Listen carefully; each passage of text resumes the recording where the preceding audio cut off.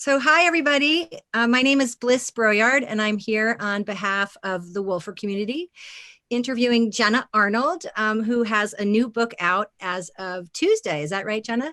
Correct. And it's called Raising Our Hands, How White Women Can Stop Avoiding Hard Conversations, Start Accepting Responsibility, and Find Our Place on the New Front Lines. So Jenna has an amazing resume for, I don't know, how old are you, Jenna? 30 something? 23. 33. 20. Wow. 23. No. I, you have to be over 40. I'll be 39 in a week. Okay. Technically on my license, but I am really 23 at heart and I don't plan on aging. Okay, I'm 16, so you're in good company. Great. Well, you're the older sister. I'm the senior. You're the you've done a lot for your 23 years. She worked at MTV. Actually, I worked at MTV too. MTV, UN, the White House, national organizer for the Women's March, and also the founder of a nonprofit called Organize, which aims to reduce organ transplant waitlist times. Seems like an amazing endeavor. And now you've turned your attention to white women. So I guess one of my first questions is, why did you want to write a book that was specifically directed towards white women? What was the motivation? It's a good question, and it's a slightly complicated answer. And like, I still, on Monday night, as I was watching the clock strike midnight, I'm like, wait, why did I write this book again?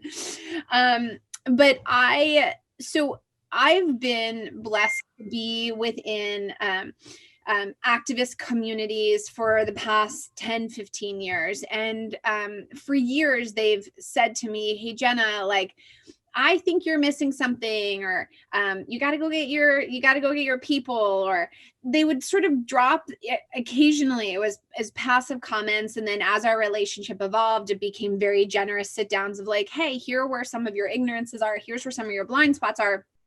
And this is the type of work that you need to be doing on yourself. It wasn't that tight and it wasn't that clear, but it was very much like it became clear that I had some things that I didn't know about myself and my role in the world.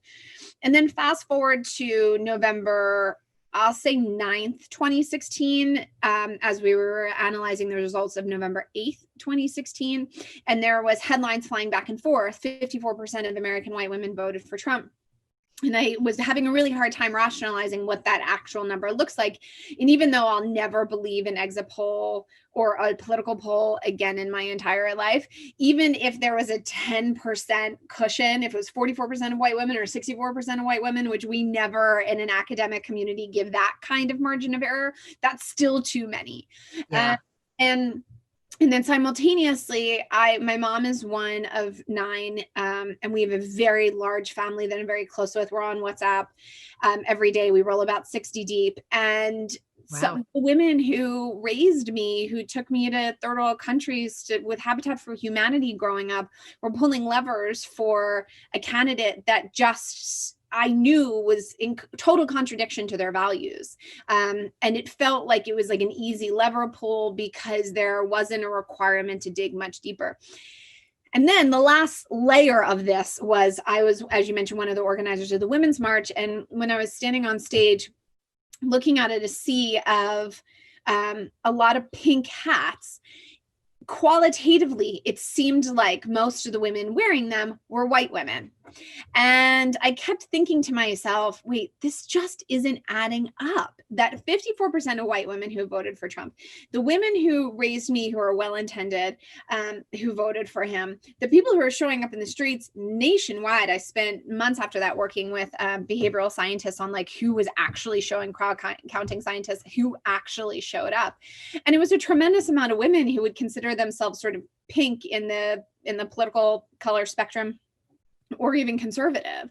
So here you have a very large population of white women who weren't doing what was in their best interest in the voting booth, but nobody was engaging them in a conversation about contradiction. So it's interesting. It reminds me of the Thomas Frank book, What's the Problem with Kansas? If I'm getting that title right, sort of why are people in the middle of the country voting against their best interest? So you're doing, in a way, the sort of white women's version of that. You know, you remind me of a quote that I really like from the book.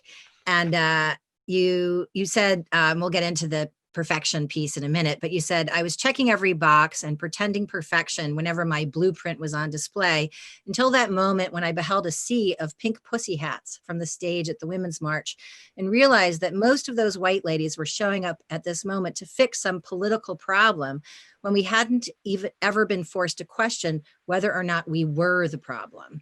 So it seemed like that was just an incredible kind of aha moment for you. And then I know, is that when you decided to start these listening circles, Right. which the book, I guess, is sort of based on? It'd be great if you could talk about the listening circle. Sure, absolutely. So yes. So as I was like, this P&L sheet is not adding up. Our behaviors, our demographic size, et cetera, et cetera. So I spent time going into the rabbit hole around our behaviors, but also the influence, the actual currency that this demographic has. And one of the things that's a behemoth to really wrap our heads around is the largest voting bloc in the United States is American white women. Based on geographic algorithms, it will be through 2060. It's expected that in 2060, white women will still control 56 Senate seats. They control 85% of the US economy, which is like larger than like almost 100 countries combined. Not like larger than some countries, larger than a large amount of countries on the planet combined. And then broadly speaking, you know, they're responsible for raising the next generation of children alongside all of the other parents who are doing that. But if there was just this, there's this huge currency and influence and power that this demographic has that I was convinced they didn't know they did. Because oftentimes I found in these listening circles, so what I did is I traveled the country and I took the American white demographic and I like sliced it and diced it into into the most sort of stereotypical categories that I could find. You know, some people are like, oh, your quantitative and qualitative analysis. I'm like, listen, it wasn't that scientific. I literally was like, who's really rich? Who's not? Who's the single parent? Who's not? You know, who considers themselves Republican? Who's progressive? So you spoke to like Jewish women, Catholic women. Exactly. But all white. That was the common denominator. That was the common denominator. And I asked existential questions like, what would you be willing to fight for besides your children? Or what stereotype about you is true? Or who are you performing for? Or what does perfection mean for you? And there was, you know, depending on the demographic, you know, the progressives, I'm sure this is a question for you at some point, so we'll just get to it now, but like the progressive communities, as so many other very real scholars would have said over the decades that progressive white liberals are the most dangerous. I did find actually, that was a question that came up just now on Facebook. Are white women the most dangerous people in America, like Rachel Cargill says? Yes. Yeah. Yes. And so it was Cargill, D'Angelo, they've all said it. And then my research confirmed it because it was the progressive communities when I was with progressive white women who were not asking questions, who wouldn't ask questions about their biases toward class, gender, race, disability, whatever it might be. But in some of the more conservative communities, some of the more red communities, women would lean in pretty quick, like only after one glass of wine and be like, is it Black or African American? So there was like this there was this willingness to admit to blind spots and ignorances because of a lack of proximity in some communities.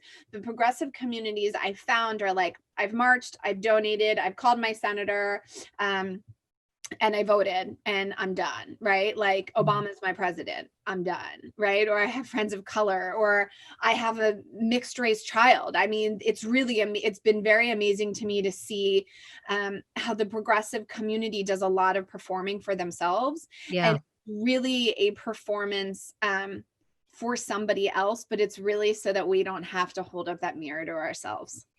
That was one of the things that was really eye-opening for me in reading the book. I mean, one of the things I know that's come up as perhaps we told you that a lot of women on the Wolfer platform are doing Rachel Cargill's 30-day Great Unlearn. And one of the things that comes up a lot and just in discussions on our platform is sort of how people think that the action is to sort of talk to their family members who they themselves are evolved and they kind of know the right way to think and they're unpacking their hidden biases. But what do I do about my family members? And if I read it correctly, this idea of this difficulty or this kind of habit of remaining silent, I kind of think of as just a woman's sort of tendency to like not want to cause a fuss or ruffle feathers. But you actually say that some of that habit of staying silent is to protect this power structure that white women are benefiting from. And I never really thought about that before, that the silence is a kind of protection of this power structure. And you have this really beautiful sentence in there about locking arms, like white women locking arms metaphorically, turning to our grandmothers and our great grandmothers and saying, thank you for all that you've done for us. But now coming forward, the buck stops with me. I'm no longer going to stay silent to protect myself and my power at the expense of like tolerating these human injustices.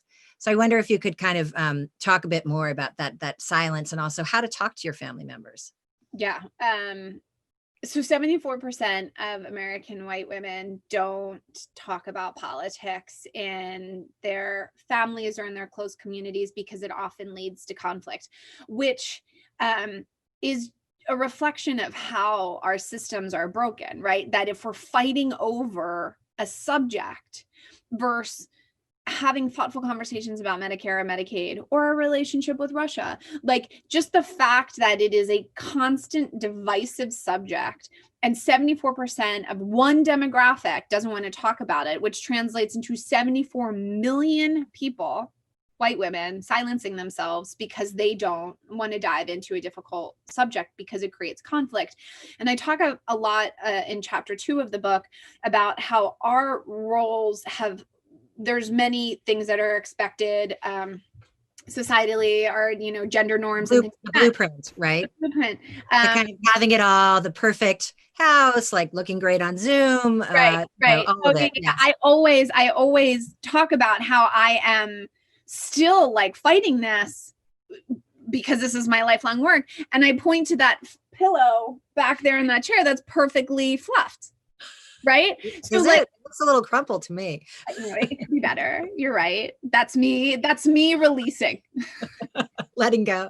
Yeah, that's me releasing. So there's this idea of like, we're not supposed to rock the boat, and it's our job to maintain harmony and to be like everybody's constant cheerleader. Like everything's great. Everything's just above surface enough so that we don't actually have to talk about the real talking about. And so we avoid those conversations, which means that not only is our voice not being heard by white men, and I make these broad statements, and obviously there's nothing homogeneous about any specific demographic. There's surely nothing homogeneous about me personally. How I am as a mother this morning is very different than how I'll be as a mother today after a long day of having these kinds of conversations. So there's nothing uniform that we can point to, but there were some trends that were very familiar every single conversation. But this idea of like, I'm not going to push the boundary, one, because I might not actually know what I'm talking about. And I don't want to admit that I don't know what I'm talking about, because I'm sort of beating myself up a lot as it is already. So I don't even want to like open the door to like debate gun show loophole or background checks, because I might not know what I'm talking about, even if I'm a gun owner. And even if I'm shrieking inside about what's happening in our first grade classrooms and on the south side of Chicago, unless I can perform that perfectly, convert the person I'm debating with, exit the conversation perfectly, get that A, right? Like just get the A. If I can't secure that, if I can't do that, I'm out. I'm not going to do it. And I'm going to sit in the corner and on my imperfect pillow and be quiet, because it's much safer for me back there. It's safer for me in relationship with myself back there. And so not only are we quieting ourselves when we are standing very, very much next to people who are in power at our country clubs, or who are brushing their teeth in the vanity to the right of us. But it also means that if we don't have the conversation with someone else, if we don't hold the men in our lives, the people who have titles in our lives accountable, it means that we also don't have to confront the inequality that we perpetuate ourselves to. Yeah. Another point that really spoke to me, you mentioned in the book that you send your child to private school, and school, a lot of us live our politics. The school question comes down to like, are you putting your money where your mouth is? And this is a subject I'm personally interested in. And I think like some people believe that, well, I really can't say anything on this subject because I'm not totally living my values 100%, because I am sending my kids to private school. So therefore I'm just have to discount myself or exit the conversation entirely. Yeah. Is that something that you notice in your listening circles? Well, it specifically on the school subject. So it's an interesting one for me. It's one that I'm qualified to speak on in a pretty in-depth way. I have two degrees, two undergrad and masters in education, elementary education development nationally and internationally. And I made a commitment to myself when I was writing my thesis that I wanted to do multi-language learning for my kids because I had an appreciation for what that does to develop a brain. And so I put them in a private school. My husband and I saved money to put them in a private school that was a dual English Mandarin track. And if anyone is listening and is familiar with the private school circuit in New York City, there's only one that does that. And so everyone might know what it is. But should I say it? I think I know. Yeah, you do, because it's the only one that's not. But after a couple of years there, it just reiterated to me why language learning is like at the bottom of the list of the things that I care about right now. And of course, it would be phenomenal for my children to speak Mandarin and recognizing what that does for brain growth. But who cares if they're not good characters and citizens? Who cares?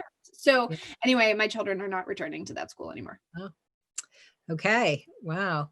Well, one thing also about this idea of women having to have this perfect fun, I kind of realized too that you sort of suggest that women are keepers in a way of this like American ideal of, the American dream, and that everybody has the ability to succeed, and that we're really like these kind of super patriots in a way that we've been tasked with, this sort of white picket fence kind of lifestyle, and keeping that dream alive, and how really toxic and harmful that is. Yeah, I mean, we're the keepers and the perpetuators of that narrative. And the narrative that I talk about in chapter 3, which is a decree that came out of the Vatican in the late 1400s by Pope John V. I have to close my eyes because I have to remember the acronym. Pope John V. He put out a papal bull, which is the equivalent of an executive order today, and it essentially said, based on a few lines in Deuteronomy, that his interpretation was that if you are a white Christian male, you're allowed to take and own anything that isn't already owned by another white Christian man, that you are chosen, that you know that you're the you have all the answers and you're the greatest of all the demographics. And that blew wind in the sails. There was 10 quadrillion different ways that white supremacy sort of bubbled up to the surface, but that was surely one of them. But it blew wind in the sails of many of our ancestors crossing the Atlantic and finding themselves here. But it was a belief of like, well, we know what to do. We always know the right answer. It's structured this very binary state that we live in today, which is like, you're on the winning team or on the losing team. You're racist or you're not racist. You're good, you're bad. You're Republican, you're Democrat. You're either Jewish or you're not. Like all of these very strict, like you either are or aren't. And I'm a big fan of like the grace of the gray, of like living in the I don't know concept. I love that. The grace of the gray. That's nice. The gray. The grace of the gray. My highlights, the perfection that's still there. So it's this idea of like our textbooks, and I find this is where I like really geek out, but our textbooks are how our stories are handed down from generation to generation. Sure. And who are they written by? The winners. Right, exactly. Victors get to tell their story. And it was an activist and an Indigenous scholar, Mark Charles, who I encourage all of you to follow. He's Dene, also known as Navajo. And he was the one that posed the question to me at one point. He goes, "Hey, Jenna, what would the story around World War II look like if Hitler won?" And I like still wrestle. I have no idea how to even put that into words, what that would potentially look like. But this idea of like victors tell their stories constantly, get to tell whatever story they want. And I find it in my own life, right? Like, or my 5-year-old daughter, if she gets away with whatever it is that she gets away with, like the fabrication of what actually happened to all the sofa cushions really had nothing to do with her.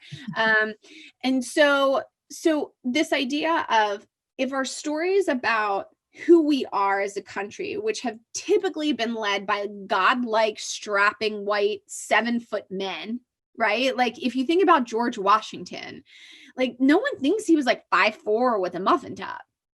Yeah. Right? He's like, I think of like 0% body fat, like super, like just looks like all he does is like meditate and levitate and drink kale juice. Like that's definitely not who he was. So not only are those stories embedded in our textbooks and very organized in how they're delivered to us, right? We talk about what we did to the Indigenous in second grade. These are national state standards. So we don't really have to talk about what we did or are doing to the Indigenous. We talk about enslavement in fourth grade. So we don't really have to talk about it in great depth or make the connection to enslavement today. So that's where like they're structured in our systems. But then in our homes, it's very much like the deferential, if when we're at our tables and husbands speak on politics, religion, sex, most of our congregations are run by men. That when you turn on the news, it's getting more diversified, but nightly news is still dominated by men. So the idea of like, we as women aren't necessarily like, okay, is there enough gender, parity in nightly news? And is my kid who's playing with a puzzle in the corner really paying attention to it?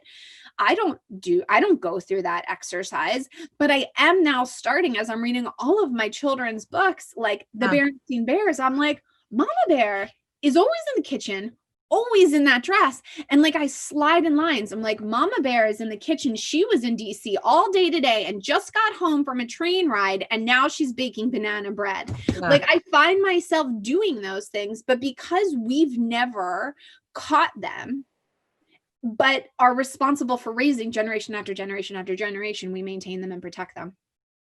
Yeah, that's a great kind of transition to talk about sort of what women can do. And so one of the first things I'm hearing you say is like, take a more critical lens to the messages that are in our immediate life.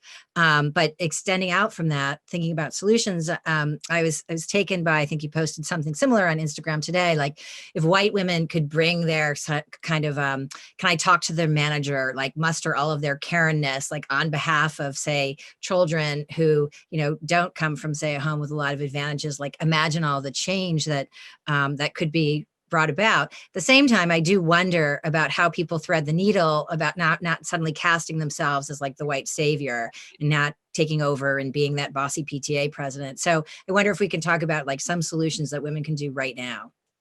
Yeah. And maybe what I'll do, if it's okay with you, Bliss, is answer the back part of that question first. Sure. Okay. So it is, the past 4 weeks in this country have forced a conversation and forced personal questioning that is centuries overdue for many of our friends of color, activists of color, communities of color. This is nothing new. This is a rerun.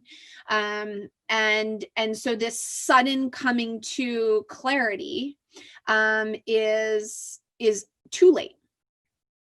And simultaneously, and this is where there's this, what I like to call the sacred and, where we have to hold the both ends, that while it's too late, we still now have to do it. And so one of the really, really difficult positions for white women, knowing that they have this extraordinary power of voting, consumer, cultural, is knowing how and when and what to do in any given minute.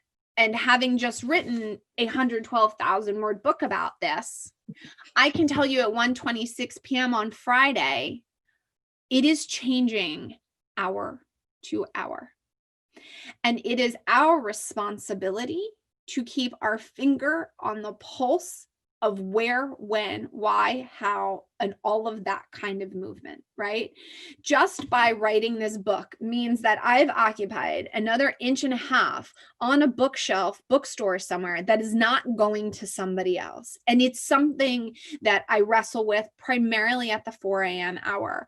But like D'Angelo, who says there is a conduit theory that it takes one to know one. And when I think about the fabric of society, I can only pull one thread that I'm intimately familiar with because of my life experience. And that's the one that I'm going to focus on. I started asking questions of myself years ago. And when I kept hearing from so many activists on the front lines who were like, go get white people have to go get white people, broken record. I like sort of picked my head up. I'm like, okay, great. What organization do I sign up for? What newsletter? Where's the book? And there was nothing. And I was like, I can't be the only person, because these questions I'm asking they're complicated, but they're not trivial. And so I was suddenly tasked with like, okay, well, if I'm going to get my 60 family members on WhatsApp, does it make sense for me to see if I can scale that? Does it make sense for me to see if I can go get some more soccer moms or the people in the country clubs that aren't, Slack, let me shut that down. Does it make sense for me to go, and is there a way that I can serve as a gatekeeper and open the gate and be like, come on, we gotta follow Cargill.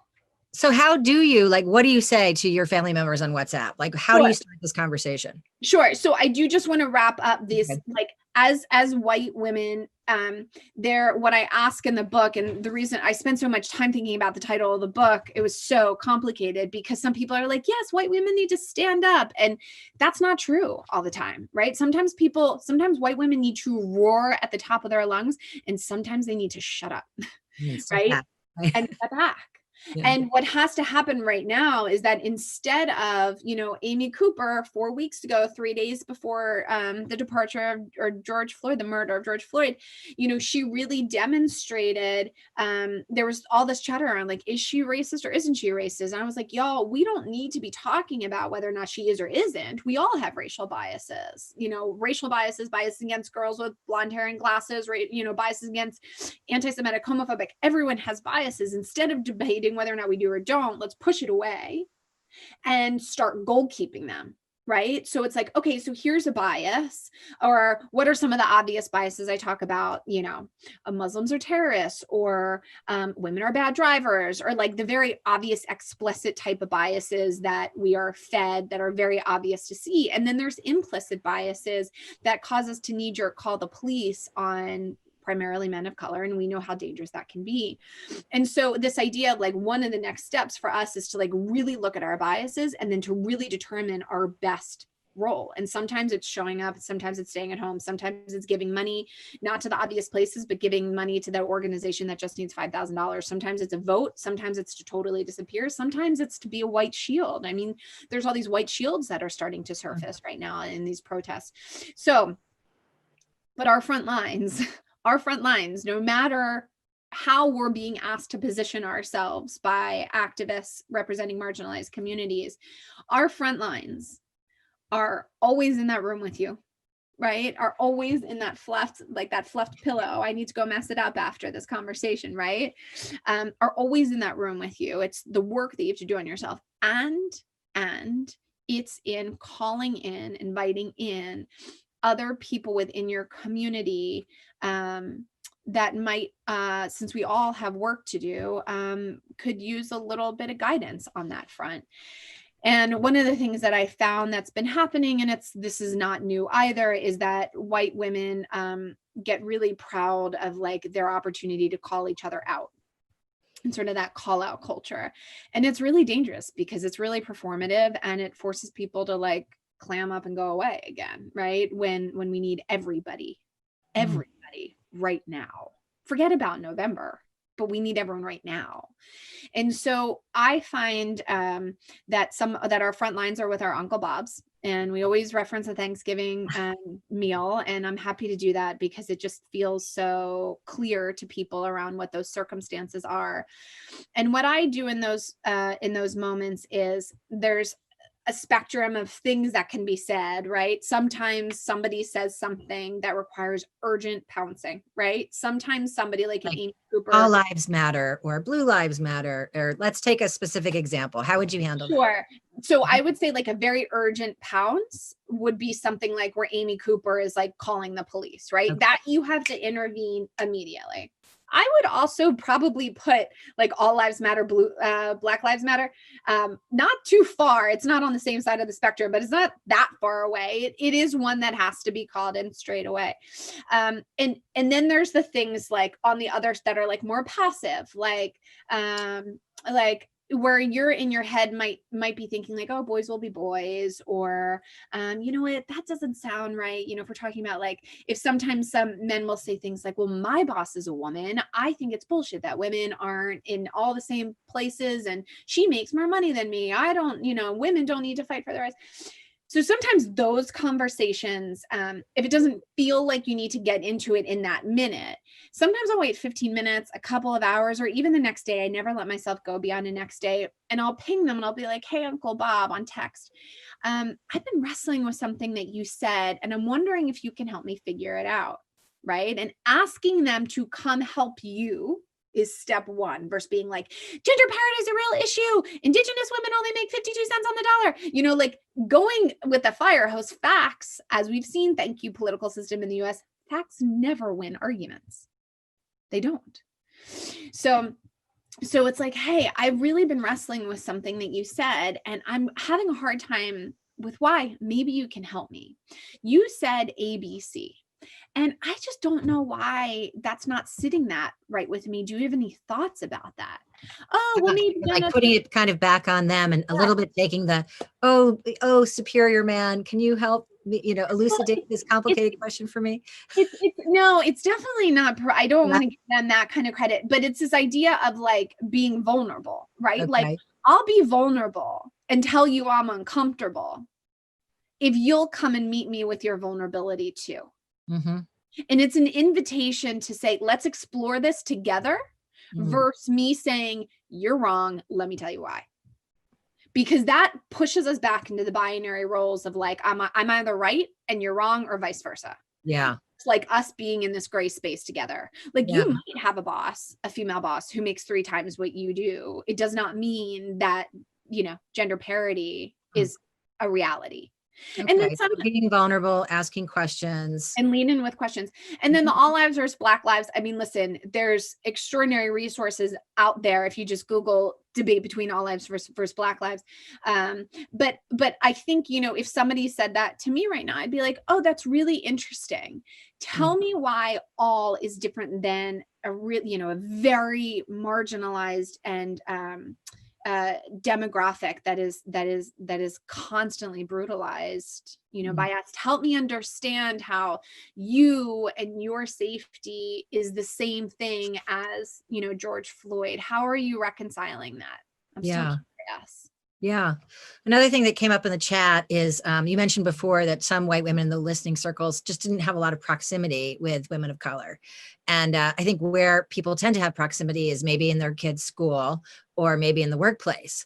But a lot of Black women talk about these kind of microaggressions in the workplace with white women. And I think one point that I gleaned from your book is, you know, before you ask to have something explained to you that is in the subject of race, Google it. You know, if you have a question, before you ask that your Black friend at work to explain something to you, just do your own research. Yeah. Beyond that point, what advice do you have about deepening more authentic connections with people of color in your life?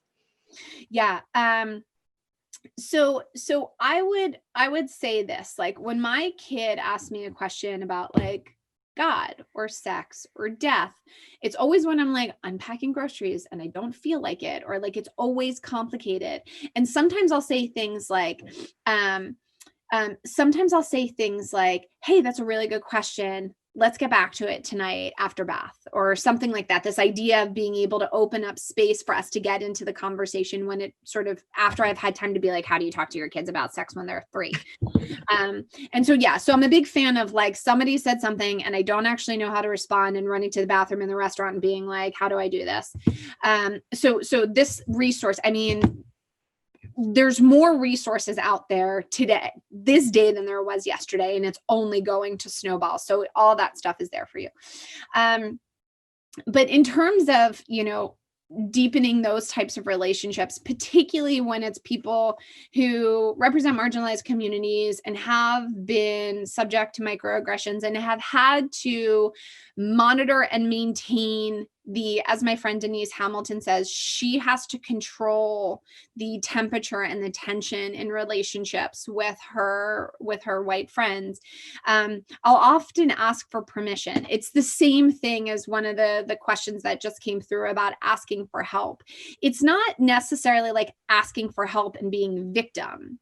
It's asking for clarity and inviting a conversation and asking for permission to invite a conversation that might get uncomfortable for both people. So when I have a question or clarification for or something that I can't find, and there was something 2 days ago that I couldn't figure out, and I had to go to one of my very close girlfriends, a Black woman. It's like, hey, I have a question for you that I'm having a really hard time. Oh, it was this. It was about adoption and whether or not adoptees prefer to use the term birth parents or biological parents. And I wasn't clear what the adopted what's the ideal term. And so I texted my friend, I said, I've just spent 20 minutes online and I cannot figure out what is the most ideal term to use right now. Can I ask you this one question if you have a minute to respond? If not, no pressure. So giving them that exit for sure.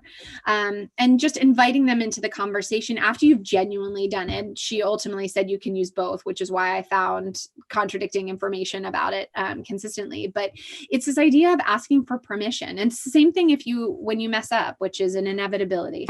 It's an inevitability. We have centuries of ingrained behavior.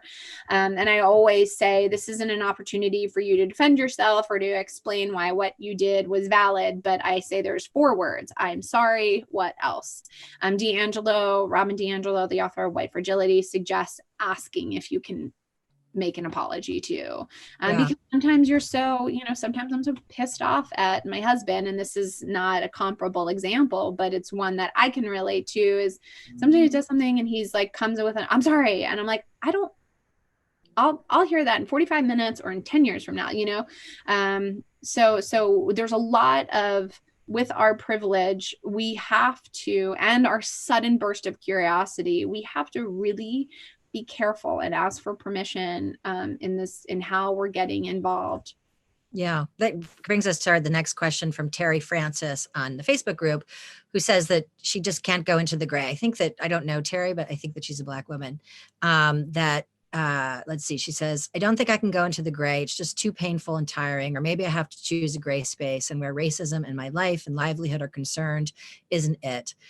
I can't negotiate that, but if white women are volunteering for that work, the Black woman at work is not your friend. She is working. So I think that points out to me, just because somebody's decided that they want to work on this and deepen their connections with people of color, with Black women, it might not be taken, and you have to sort of have a thick skin. This work it has to be private work, and not everyone is going to be open to, especially, So just to clarify, the gray space that I'm suggesting us be in is that oftentimes the white supremacist request or requirement is that we always have a turnkey solution for what it is that we're supposed to do. And sometimes it's really, really clear, right? Like on election day, that there is a very specific action you're supposed to take. When Ahmaud Arbery's video of his death started to surface, there was some very, very clear call to actions about how to hold those people justice. That is a very clear turnkey. You're supposed to do this.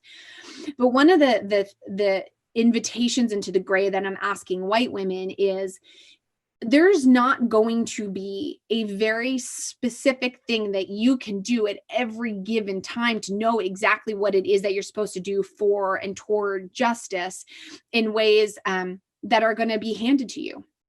And as you're sitting in the constant focus and the I don't know-ness, it's not an invitation to lean back. It's an invitation to lean in and pay harder attention. And so what I point to is, as people are on the front lines of police reform, and they have been for centuries, And, one day, let's say it was like 2.5 weeks, there was an 8-point plan on specific police reform that was being shared on social media from a number of activists that, yes, I will follow them, into whatever direction they take us. And then by the next day, they were like, you know what, that 8-point plan actually doesn't work and I'm pulling it down. And this idea of being like, okay, there's expert voices, those closest to the problem are closest to the solution. And the solution might not be in anyone's hands right now as we wrestle toward it. Yeah. So that evolution to me is we have to break ourselves from the knowing exactly what to do right now, because there is not a lot of knowing what to do right now and it's changing hourly. So that's a little bit of the get away from that turnkey assumption that there's something that can be done and sit in the I don't know-ness yet as an invitation to lean in. I hope that clarifies it, Terry. I think the other thing that comes up for a lot of people, or is coming up for me listening, is this call to action for white women to sort of lean into this work and get more involved. But also, there's also a real need to make space for Black women and to listen to Black women. And so, how do you kind of raise your voice and step forward, and at the same time make room? I know you addressed this a little bit before, but I wonder if we should. This is it's the real important subject right now, particularly as white women are like, wait, me. I don't actually think that the places where white women need to raise their voices are in spaces. If there is and I explain this in the book, if there is a space or conversation occupied by a voice representing a marginalized community or somebody who can speak to the solution, there's no place for your voice. There's place for your ears. I can tell you my voice is with my Trump voting uncles. I can tell you my voice is with myself when I'm like, you know what? I can't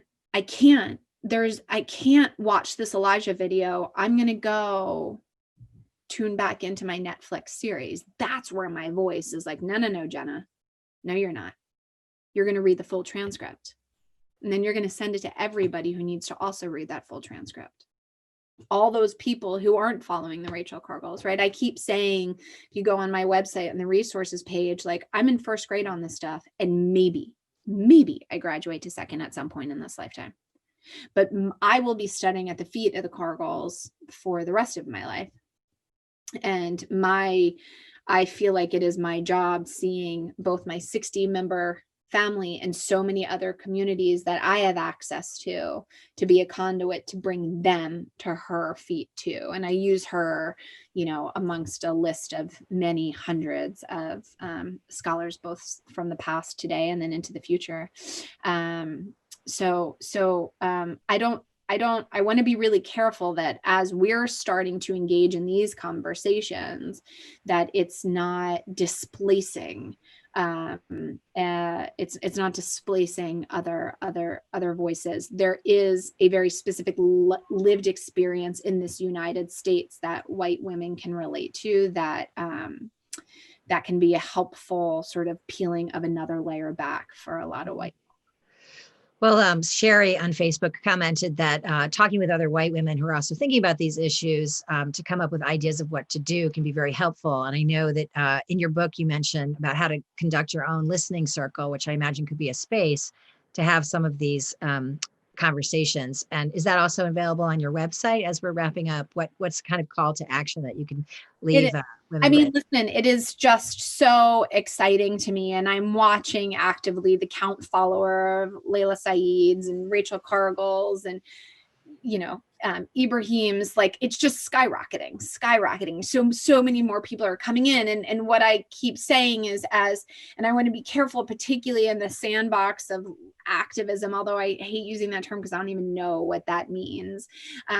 But there are 61 million people. This is the one number that, like, every time I'm like, do I write this book? Is this helpful? Is this a helpful lens? There's 61 million people who voted for Donald Trump. 61 million people. And there's, some of these activists only have like single-digit million followers. It's like larger than so many sovereign countries in this world. So it's like a massive following. We're talking about 2, 3, 4 million people. And so we have like 55 million more people we have to go and get. And so I think it sounds like the Wolfwork community is doing Rachel Cargill's The Great Unlearn. My gosh, some of the activists that I work with on this are now just starting to churn out books and churn out classes. And like, I would just constantly be very engaged I find Instagram to be the most helpful personally, but just watching what's coming out, because more stuff. My friend Denise Hamilton has a book coming out specifically. She's a Black woman, specifically for white women, and the kinds of questions white women should be asking themselves next Tuesday. And so this morning, everybody should go follow Denise Hamilton. Yeah. Denise Hamilton. And so I was like helping her stand up her website today, so that people could register and buy that very specific book. So there's so much that's coming up, but my only offer and my offering at this time to my community of white folk is to not assume that there's going to be a turnkey solution on this. This isn't a light switch. This is a dimmer, right? This idea of if Amy Cooper just looked at Christian Cooper, the bird watcher, and said, "You're right," put her leash on her damn dog and left, right? We all have to dim our impact. Yeah. Because this is not going to be a light switch. So yes, I think white women like kind of looking within, I think. That's right. And so I often say, when people are like, oh, well, I'm asking people to post on social media. I'm like, I don't know if we need to do all that performance, but they're saying they're reading books. And I'm like, great. You guys should have conversations about what those books are, what resonated, what are you still wrestling with, what doesn't feel right. I remember when I read Coates's Between the World and Me for the first time, when it first came out, I was like, oh my gosh, I have so much I had to talk about. And it was like, I don't know, I went and sat and had coffee with 4 or 5 people and had that conversation. So I want to be really careful with the, like, what to do, right? That becomes the issue of like, I don't know. I'm following right along with everyone else on that. But the work, asking questions and being vulnerable and not lessening harm, I think. Yeah, that's right. Well, Jenna, thank you so much for your time. Congratulations on your book. And we really appreciate you kind of offering these ideas and this frame to think about things. Thank you so much for having me. All righty.